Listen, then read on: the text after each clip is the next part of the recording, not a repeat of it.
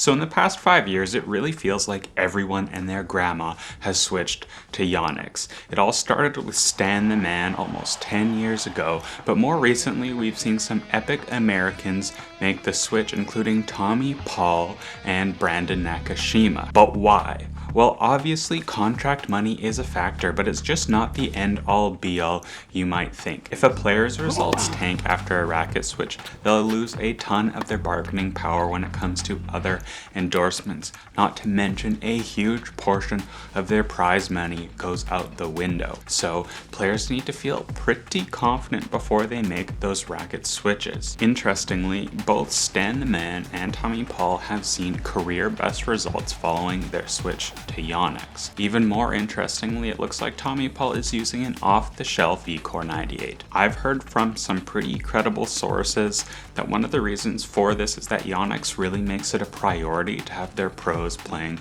with current models. Apparently, this is the root of Chapeau's racket woes that began last year that saw him switch from the EZONE 98 to the VCORE, and he's just seen tough results since, but it also is one of the reasons that caused Curios to experiment with a bunch of other brands during the 2021 to 22 off season, where notably he tested my racket, the 360 Plus Head Extreme Tour. And it also might be a contributing factor to why we've seen Ben Shelton swap out his old VCORE Pro HD to the new EZONE 98.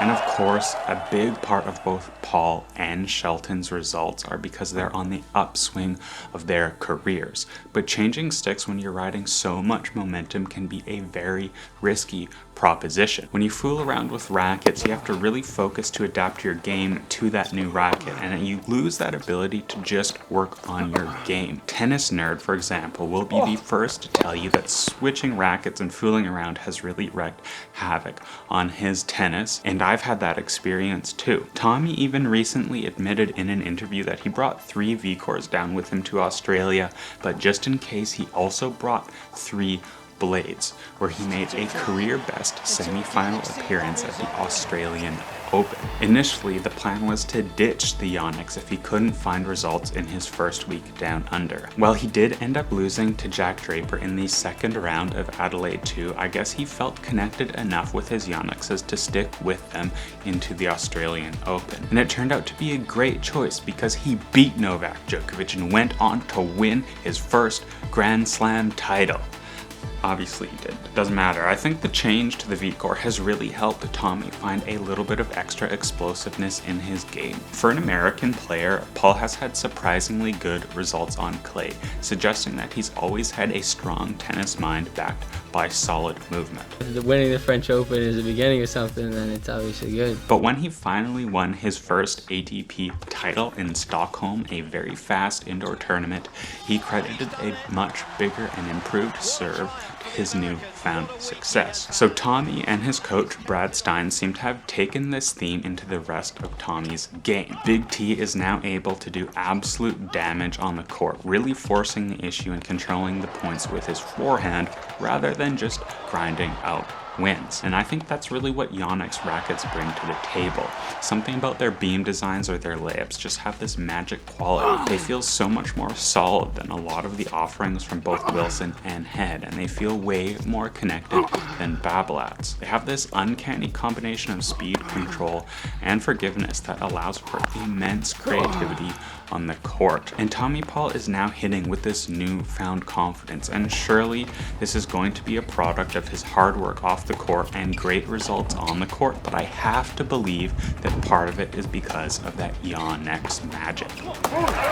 Another player who's recently switched to a brand new Yonex is Ben Shelton, and we all knew he had that magic X factor in his game, but there's something that forced him to change from his old VCORE Pro 97 HD to the much more powerful EZONE 98. But the funny thing is, here Ben is coming from the other side of the coin when compared to Tommy Paul. And while Paul is a natural grinder, Ben Shelton can only be described as this explosive shot maker. Fueled by that D1 college BDE, this man is one of the most exciting players on the tour. And he needs a lot of control to contain that massive power.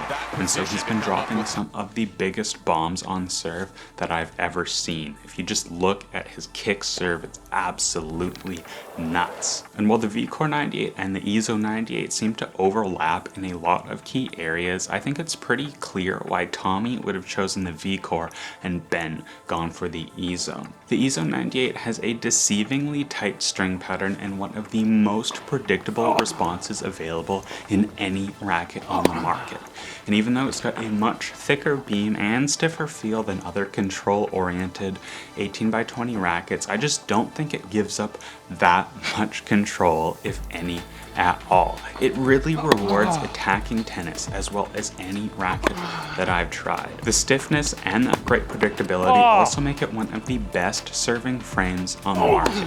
And these qualities work together to really emphasize Ben's strengths as a player, his huge serve and genius attacking play. Tommy, on the other hand, takes great advantage of the more open, spin-friendly string pattern found in the VCORE 98. So picking up the VCORE, the first thing you notice is it's red. The new widened head shape allows you to take a more vertical swing path, adding spin and margin to every shot. And swapping back between the two, you're definitely going to notice that launch angle. The VCORE has a much steeper launch angle, requires you to hit more spin. And this helps old TP put one extra ball in the court, either pushing his opponent back or pulling them out wide, emphasizing Tommy's genius positional play and great court sense. So how should you choose between two of the absolute best 98 square inch rackets on the market? The other instant determining factor between these two rackets is the EZONE feels so much stiffer.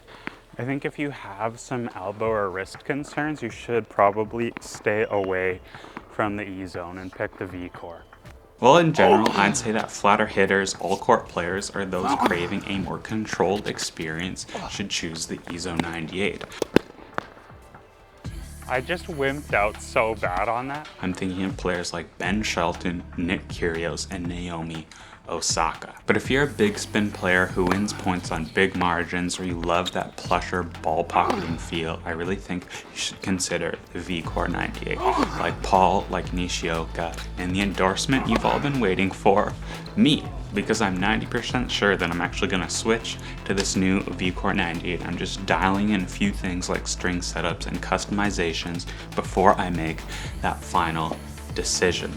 Now, I think Yonex has deserved every bit of popularity they've gained over the past couple years. Their standard of quality is nearly unmatched by any other brands, and I love how they look and they play just amazingly. Now, if you learned anything in this video, I would appreciate if you threw us a like. And if you'd like to support the channel, we've got some great affiliate links in the description below where you can check out some of my favorite strings on the market for up to 10% off. And we'll see ya in the next video.